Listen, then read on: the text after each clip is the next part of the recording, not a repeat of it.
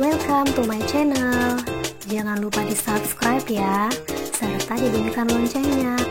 Kemudian jangan lupa like dan share serta komentar. Assalamualaikum warahmatullahi wabarakatuh. Welcome to my channel. Terima kasih kepada sobat semua yang sudah mampir di channelnya aku. Kali ini aku bakalan bagiin ke kalian bagaimana sih sebenarnya strategi untuk menentukan program studi pertama dan program studi kedua. Namun sebelum kita melangkah ke strateginya, jangan lupa dulu ya guys, like, komen, dan subscribe. Kemudian karena ini adalah video pertama bagi aku kenalan dulu ya. Perkenalkan, nama aku Mega Sarilingga. Aku adalah seorang mahasiswi salah satu di Universitas di Medan.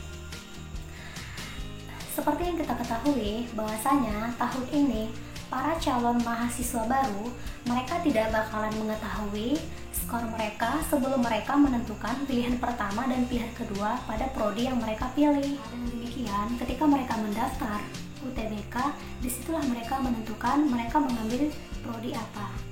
Namun ketika kita sudah mengetahui bahwasanya kalau memilih prodi itu jangan asal-asalan. Apalagi kalau misalkan berpikir, coba-coba aja deh. Kalau lulus alhamdulillah, kalau tidak mungkin belum rezeki. Jangan seperti itu. Karena kenapa? Di sini kita masih memiliki strategi. Jadi kalau misalnya sudah mendengarkan strategi ini, semoga kalian akan lulus di PTN yang kalian inginkan.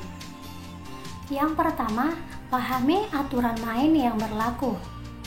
Hal yang paling mendasar untuk menentukan strategi, kita memang harus memahami dulu aturan main yang sedang berlaku.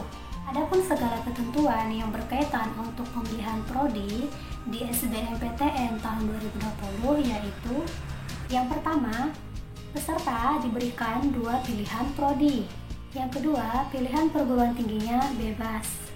Boleh memilih 2 prodi di PTN yang sama. Misalnya, kamu memilih program studi pendidikan matematika di Unimed dan pendidikan kimia di Unimed, atau prodi yang sama di PTN yang berbeda. Misalkan kamu mengambil pendidikan bahasa Indonesia di Unimed dan pendidikan bahasa Indonesia di Universitas Negeri Jakarta. Kemudian, kamu boleh memilih prodi dari 2 rumpun yang berbeda seperti Saintek dan Sosum. Hanya saja harus sesuai dengan ketentuan yang diterapkan prodi yang kamu tuju. Jadi kalau misalkan prodi yang kamu tuju memperbolehkan, maka kamu boleh mengikuti jalur tersebut. Namun jika tidak, maka jangan diikutin. Maka dari itu, disinilah kita pentingnya mengetahui kemana arah kita untuk menentukan apa yang akan kita pilih dalam menjenjang pendidikannya kita. Misalkan anak IPA ingin mengambil jurusan ekonomi ataupun sastra, maka diperbolehkan asalkan prodi yang kalian tuju itu memang memperbolehkan hal tersebut. Namun ada yang ingin aku sampaikan ke kalian, jangan memilih prodi dan pilihan yang sama pada pilihan 1 dan pilihan kedua.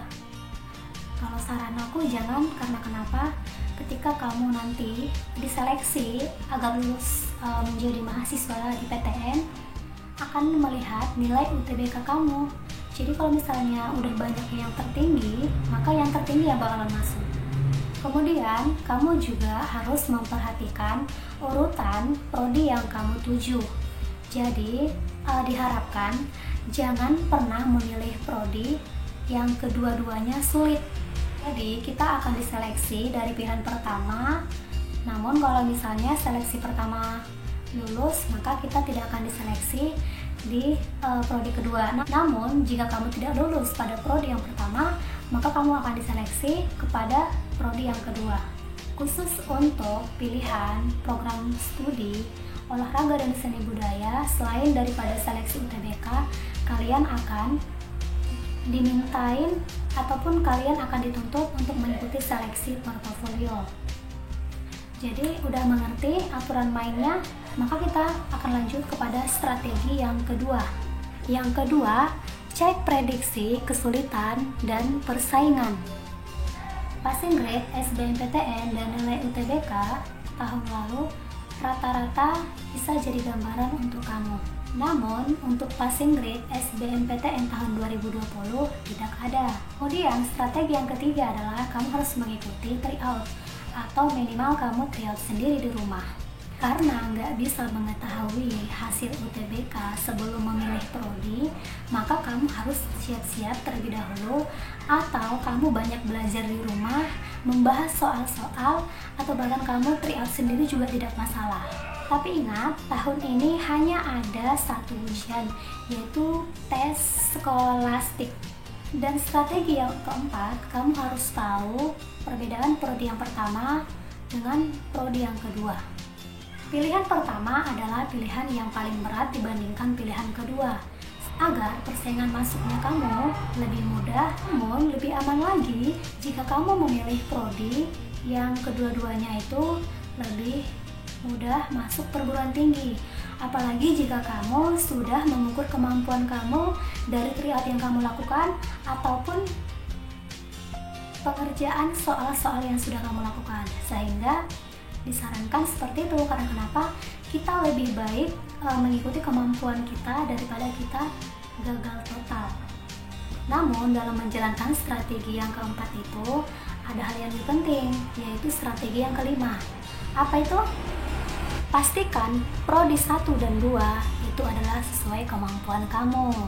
Kamu wajib memiliki pengetahuan tentang prodi yang akan kamu pilih.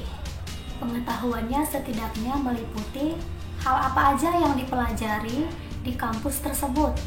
Jadi pilihan prodi nggak hanya sekedar kamu untuk bisa berpeluang masuk, namun kamu juga harus bisa berpeluang bertahan belajar di kampus tersebut yang dimana sesuai dengan pilihan yang kamu pilih. Jadi sekian dari saya, semoga bermanfaat. Lebih kurang saya mohon maaf. Assalamualaikum warahmatullahi wabarakatuh. Sekali lagi jangan lupa like, komen, dan subscribe ya. Salam matematika.